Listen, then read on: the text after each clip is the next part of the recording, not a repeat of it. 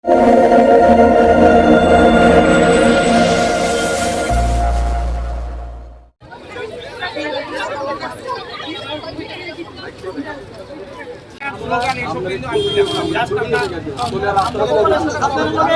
বারবার বলেছেন যে দুর্গাপুজোর আগেই আমরা নাকি ওটা পেয়ে যাব। তো সেই ক্ষেত্রে আমরা ওই দিন আবার স্যারের সঙ্গে দেখা করি, তখন স্যার বলেছেন ঠিক আছে এই ব্যাপারটা উনি দেখছেন। তো তারপরেও আমরা ওই দিনও গতদিন স্যারের প্রেস মিটে বললেন, কিন্তু আমাদের ব্যাপারটা স্যার কিছুই বললেন না।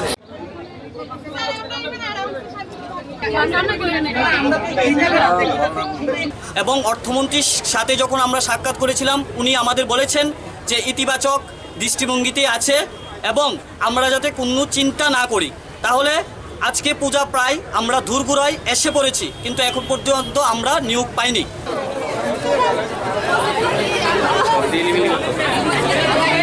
আমি আছি, ওদের আমি থাকবে না কেন, আমি তো আছি। অর্থের ব্যাপার আছে, অর্থ দেখবো আমরা কি এখানে নিয়ে আসতেই হবে এটাকে, না সব বয়স কম ছেলে ওরা চাকরি বাকরি করবে না কেন?